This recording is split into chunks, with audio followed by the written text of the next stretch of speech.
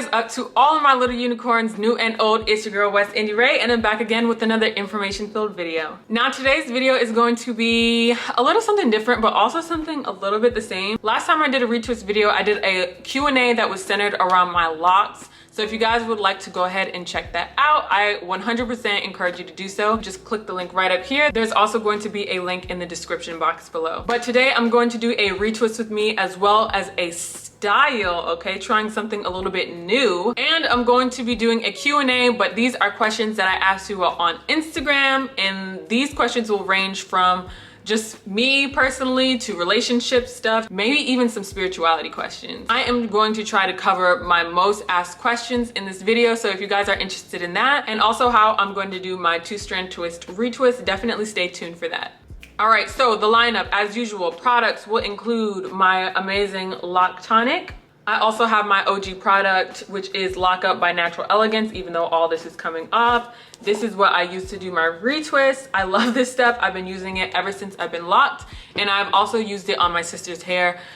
She's had locks for about 8 or 9 years or so, and it has not steered her wrong, not once. We've never had any major problems with buildup, and if I can find a link, I will leave it in the description box below. I'm also going to use my macadamia natural oil healing oil treatment. You guys know how much I love this stuff. You guys know how good this stuff is for my hair. I just love it. And then of course you're going to get your things to secure your hair, okay? We have clips, we have other clips, we have scrunchies, and then I have some clear rubber bands. Hopefully I have enough of these to do my whole head. I've done other hairstyles with these before, so I really don't know how many I have left, but just in case, I have some black rubber bands in the bathroom that I can just pull out. Okay, so first I'm going to record a little bit of something for a reel on Instagram. If you guys don't follow me on Instagram, what are you doing for real? So yeah, go follow me on Instagram at WestIndieRay. I also have a TikTok, and then I also have Twitter, and then you're here on YouTube, so like that's cool. So let me just do this little reel thing, and then I'll get into the hair. The first thing we're gonna do, I like to lightly kind of spray around my head a little bit, just to get everything, you know, a little bit prepped for what we're about to do. We're gonna go through and spray the individual sections though. I like to section my hair off in like 4 sections. I also do believe that I have a uneven number of locks, so I don't know how that's going to work out, but we're gonna figure it out, and it's gonna be bomb either way. I have 2 mirrors over here to look at, if you guys are wondering, and I've never done this style before, so this will be a first for me. How about a length check first? I've had my hair locked for about 1 year and 10 months. So this is how long it is. You know, I hope you guys can see that. This is what it's looking like. Look at me kind of sitting up a little bit, like it might be too long to be in the frame, who knows. My hair is doing a grand job. I'm gonna insert a picture right here of how short my hair used to be, just so that you guys can see. Yeah, so I'm gonna get into my first question. Somebody asked, do I ever get nervous to share my relationship stuff online? And I'm just gonna put a clip to fasten this, because this is the easiest way for me. But the answer to that question is no. I've kind of been doing this for long enough to where I know what I'm comfortable with. So I twisted it one way, and then I'm 2-strand twisting it the opposite way, just so y'all know. But I feel like maybe because I'm so secure in my relationship offline, I really don't worry about what people think about it online. You know, like lions don't lose sleep over the opinions of sheep. Not saying that y'all are sheep, but anybody who would look at my relationship stuff and have something negative to say, I don't really care what you call yourself. Who cares what you think of me when I don't think of you, in the words of Lady London. So this is the first one, and also this is what it looks like close to the scalp. It might look tight, but honestly you guys, it's really not that tight, so don't worry about my scalp. I'm not pulling out my hair or anything like that. I don't post anything like risque or weird. Like the stuff that I post is pretty basic. Like you guys know I'm in love, you know I have a man. Anybody who unfollows me because I'm not available to them, I don't need that follower anyway. So I really just don't worry about it. I think the main thing with this is making sure that you don't twist it too tight, because you don't want a receding hairline over a style. That don't make no sense, do it? So the next question is, what is something that you want to start with your own family that you don't/didn't do? And that is by my friend, Miss Venus Marie. If you guys do not follow her, definitely follow her. I will leave the links to her stuff in my description box because she's really just an amazing person and I love her. So something that I definitely want to implement in my family when I do have children that I did not do growing up is ancestor veneration in the home. And this is something that growing up in my household, I grew up in a Christian household, and we never had like an altar in our home. Like, of course you have pictures of your loved ones and you talk about them and speak their name so that they live forever and stuff. So that is, to me, a form of ancestor veneration, but we never had anything that was like specifically for ancestor veneration. I don't want them to have to YouTube and Google and seek guidance from others on how to honor their ancestors. I want them to just do it naturally in the home. Somebody said, how was I able to connect with my ancestors? And I think that similar to when people ask me, how did I start my spiritual journey? And my answer to that is always, you don't start a spiritual journey, you are on a spiritual journey, because we are spiritual beings having a human experience, you know what I mean? So I think that the first step to connecting with your ancestors is realizing that they're there, they're present, that they're within you already. That's the first step. And then the second step for me that I think would probably be the easiest is definitely like hanging up pictures in your home of your ancestors and people in your direct bloodline that you feel safe with and that you feel like you connect to. I think that as well, making sure that you do things to honor them and say their names a lot, especially when you get compliments. You can start like speaking to them and just acknowledging them in the things that you do. From there, I think it's always a beautiful idea to start an ancestral altar in your home. So you just get a simple wooden table. I've heard that using natural tables is like the best. So not plastic, like a natural wooden table.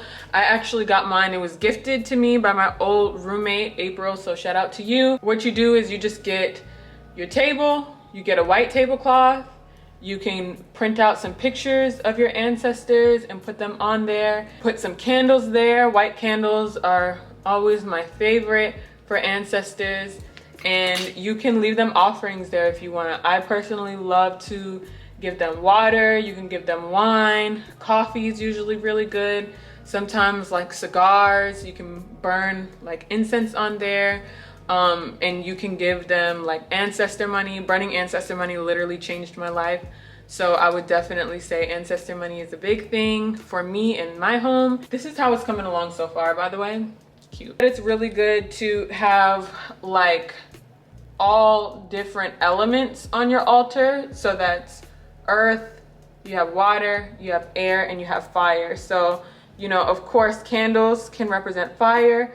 Earth, you can do like crystals and stuff like that. Water, you can put a glass of water on there. For air, you can do like the incense, and then just spend time talking with them as much as possible. If you'd like to do your offerings and refresh the offerings like once per week, I know a lot of people who do that, but really just building that connection, and then from there, you kind of get like divinely guided into what you should be doing. You just have to listen at that point. Next question. African Beauty Represent said, how did you know that you found your soulmate? So if you guys don't know, I have a soulmate. His name is Mr. WestIndieRay, and I just know that he's my person. Now let me tell y'all, when I first met him, I did not know that he was my soulmate. I met him years ago in Tallahassee, Florida.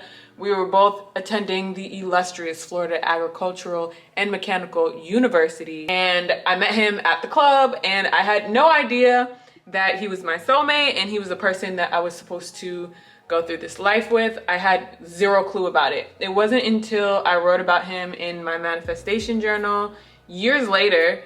I did not know that I was writing about him specifically. I just knew that I was writing about a strong man who was beautiful inside and out and who's gonna value me and prioritize my needs and all that stuff. I actually have a video about how I manifested him, what exactly the prayer was, or the thing that I wrote in my manifestation journal. I read it to you guys in the video that I'm gonna link above and below so that you guys can go ahead and watch it.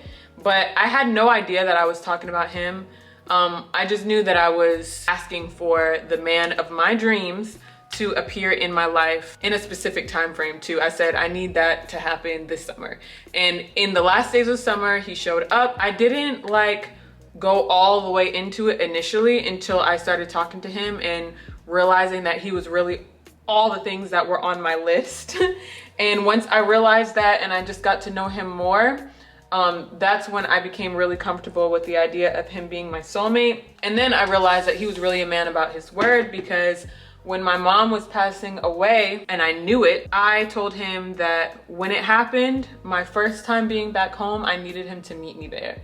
And when she passed away and, you know, all the dust settled over the next couple of days, and my dad told me that I could go home because I had been with my family for the past like 3 months straight, taking care of my mom around the clock.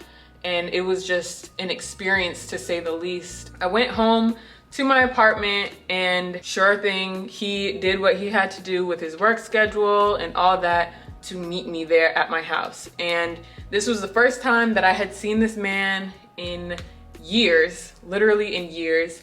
However, we had been talking on the phone for months and just getting to know each other again. And when I tell you, like, it was a magical experience, because we spent 3 days together.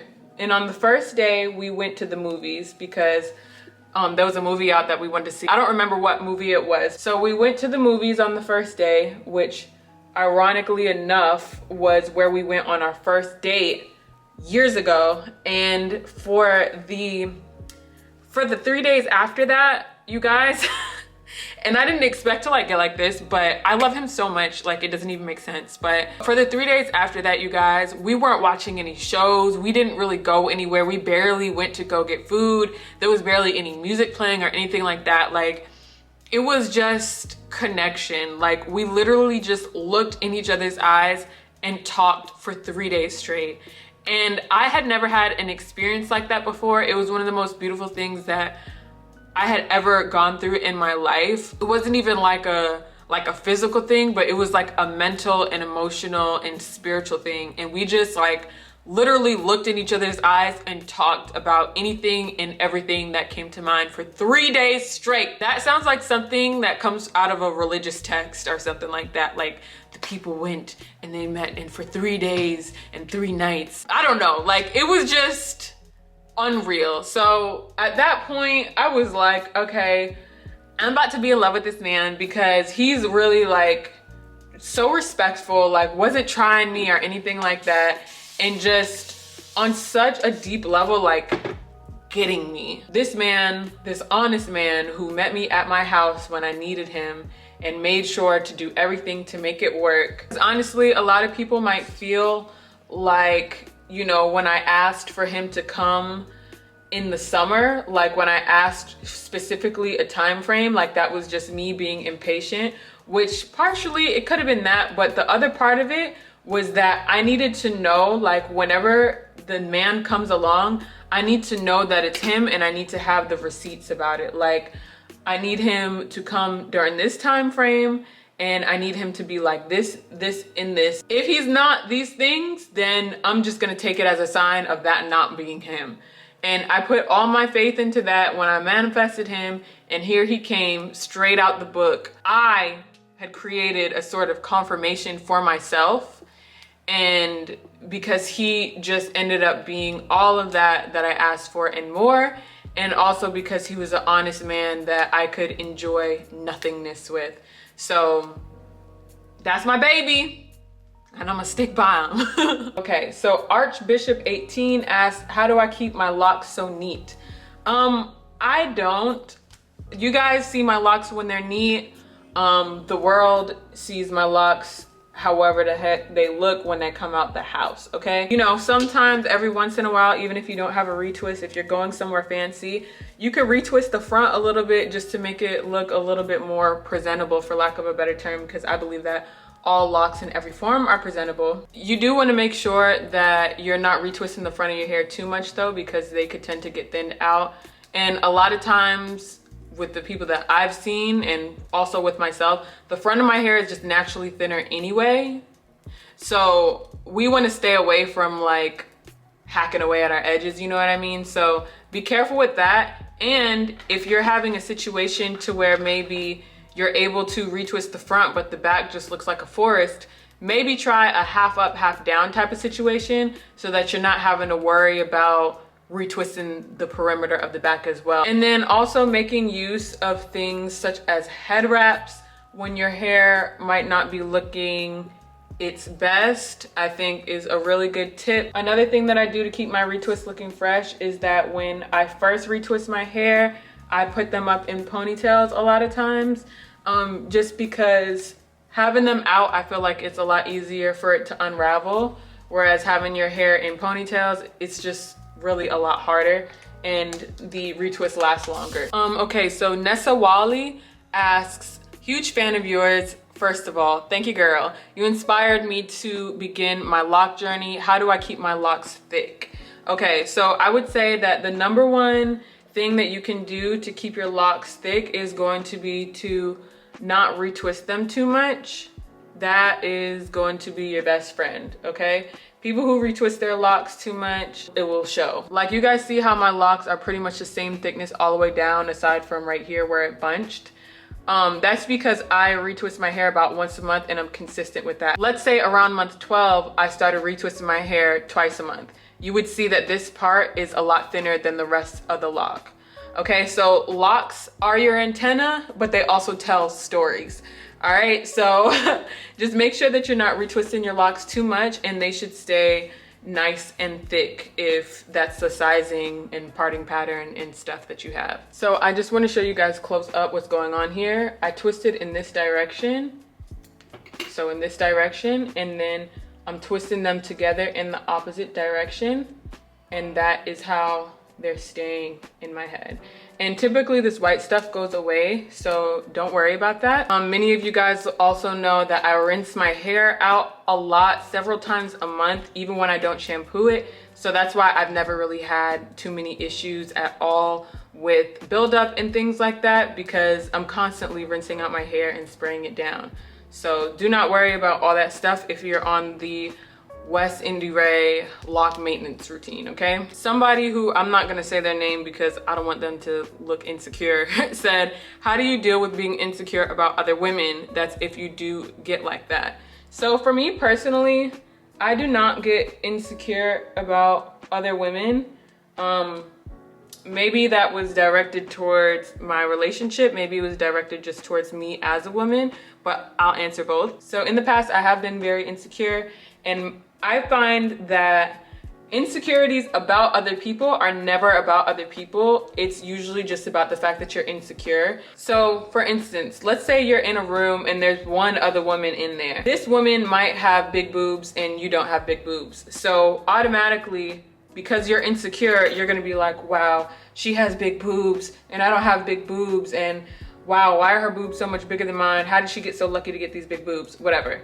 So a week after that, a day after that, whatever, in another realm, you could be in a room with a different lady, completely different person, and she has long legs and you have short legs, and you're like, wow, her legs are so long. How come everybody's more perfect than me? These are two different people. It's not about the woman, it's about you. And if there's a particular woman that you're jealous of, you know what I mean? Or whatever it is that she has that you're jealous of, it really might just be that you latched onto that one person because you feel like they have so many things that you don't have. And again, it's really not about that. It's not about the person or the amount of happiness or sadness that they have in their life. It's just about the fact that you are chasing the feeling that you feel like she feels when she's experiencing those things. I hope that makes sense, but if it doesn't, what I mean by that is you see her on her yacht with her man having a good time and you think that you're jealous of this woman, but at the end of the day, she could disappear off the face of the earth and it really wouldn't impact your life that much. You just want that happiness that you see that she's experiencing. And it's really just your job to get secure in yourself and make yourself that happy. So take the focus off of that other person and just start pouring into yourself. Start saying affirmations to yourself every day and letting yourself know that you're beautiful. Start manifesting some good stuff in your life, some fun trips in your life, some good people in your life, and you will not have that problem because you'll just be so happy and obsessed with your own stuff. And then to answer the question from the other perspective, as far as like in my relationship, I do not feel insecure about other women within my relationship because my man does not allow that. If you're with a person and they're allowing somebody else from the outside to make you feel insecure or like your relationship has been compromised, then you're with the wrong person. All right, somebody asked if Mr. WestIndieRay is Kenyan, and yes, he is Kenyan. So Jessica Robs asked me what my favorite starter lock style is.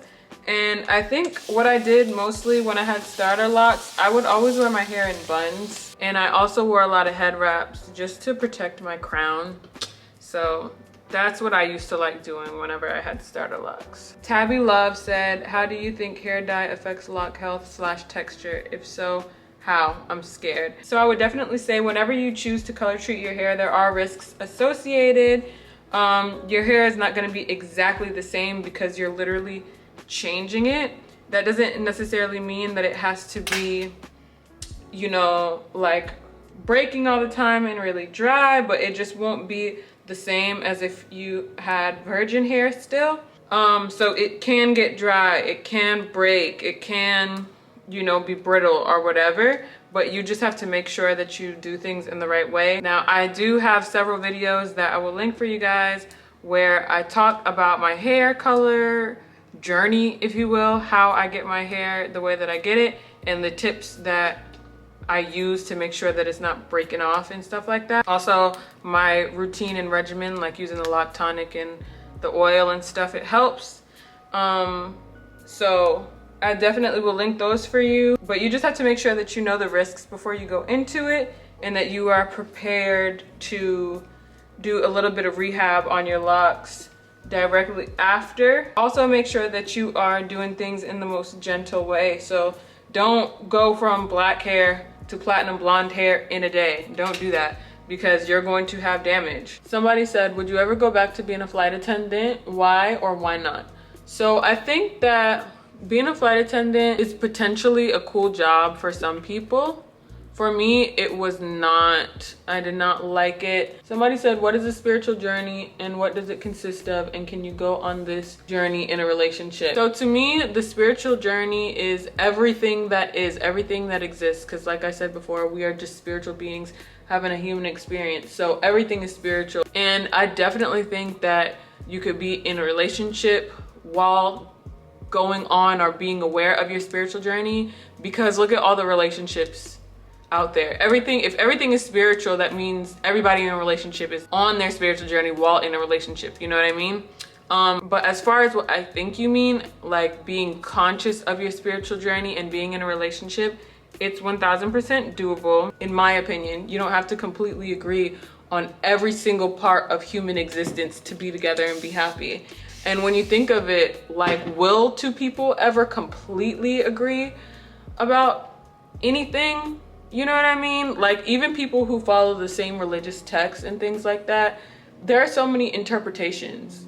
So like, there's really, for me, there's no way to completely agree with how people feel about anything. So I just feel like, why not? Unless the person who you're with is going to be controlling about what you feel spiritually, or they are going to try to push other spiritual beliefs on you that you are actively rejecting or what have you. Like, unless something like that is happening, I definitely believe that it is 100% possible to be with somebody and to be on your own individual journey. and for there to be respect in that relationship despite that. A lot of people are asking about numerology. I have a whole video on that I'll also link you guys to. Okay, so at this point, I'm getting pretty tired of doing my hair. I just thought I'd let you guys know that. Yeah. Somebody said, I have starter locks and I pretty much wet them every day when I'm in the shower. Is this too much? What I will say is make sure that you are letting them dry completely after you wet them. Before you like put them up or anything like that, because you don't want to develop any type of like moldy stank smell in your hair. But personally, I don't see a problem with that. Honestly, moisture, like your hair elongating and then shrinking back up, is going to actually help your hair lock a lot faster. I wet my hair often, especially in the beginning, so I don't see any way that that's really gonna hurt you. Somebody asked any tips on when your locks unravel. Just like put them back. People ask me all the time, like, how do I deal with unraveling? Just twist it back, babe. Just twist it back. Your hair is gonna lock. Just be patient and keep twisting them back up or coiling them back up or whatever it is, whatever method that you're using to lock your hair. Somebody said, have I ever seen someone use dolls to hold the energy of spirits? Is that demonic? I've seen that people do that before. There's a lot of like traditions and religions that do that. I don't do it, but I am just very slow to call things demonic. I think the whole idea of seeing somebody else's tradition that you do not freaking understand and just being like, that's demonic. There's a lot of things that I think are demonic, and like slavery and redlining and not giving people access to clean water and burning food when we really have enough food to feed the whole world. Like, I think that's demonic, but I'm not gonna sit here and cast judgment on somebody's spiritual traditions though, especially if it don't got nothing to do with me. So yeah, I think this whole idea about things being demonic that we don't understand, it's like, how about we first like figure out if it's a closed practice or not, and if it's not a closed practice, then do our research on it instead of just casting it off as demonic. You know what I mean? So like, no shade to the person who put that question in. Like, I completely understand that you're probably asking it from a certain perspective that pretty much all of the Western world has grown up in over the past, you know, few hundred years or so at least. So yeah, I definitely understand like where you were probably coming from, but for me personally, I just, calling people's stuff demonic is just weird to me. It's just giving very much white supremacy. You said that so that people could be scared and stop practicing their own stuff and adopt what you want them to adopt, and therefore do whatever you want them to do for the rest of their lives and their children's lives and their children's lives. Do you find having a social media presence to be draining? How do you deal with that? I used to find it very draining, like very, very draining. But then I just started doing what I wanted to do and nothing that I didn't want to do. And like, once I did that, the game changed. Next question, do you like women? I love women. I am such a girl's girl. I have a slew of girlfriends and we all love each other so much. And all of my girlfriends get along with all of my other girlfriends.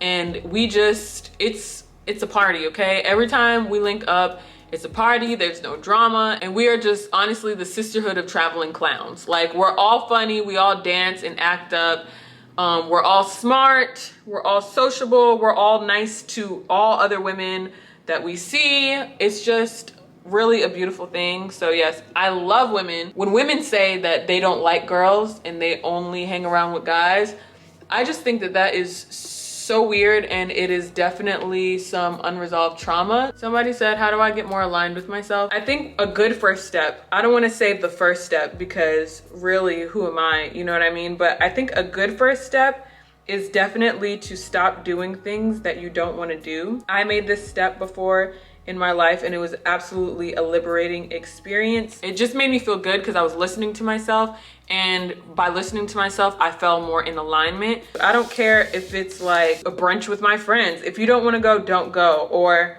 oh, this job is asking me to take on more responsibilities and it's giving me more pay, but also more responsibilities, and you don't want to do it, sis, turn down that promotion because you don't want to. So somebody said, how often do you wash and retwist? Do you condition? So I wash and retwist once a month. I rinse my hair very often.